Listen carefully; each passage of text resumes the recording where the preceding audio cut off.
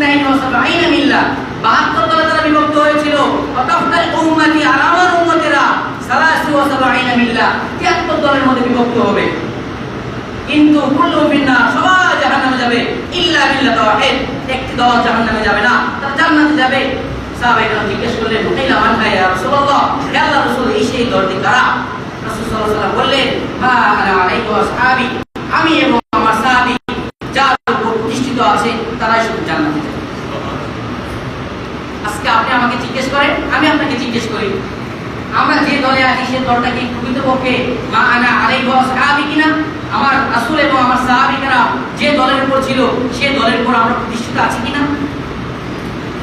আজকে পৃথিবীতে কত বিভক্ত হয়ে গিয়েছে। যদি আমি জিজ্ঞেস করি, এখানে পারবো না, কাবা শরীফের মধ্যে সম্ভব, যারা হজ উমরা করতে গিয়েছে বিভিন্ন ধরনের মানুষ এখানে আসে।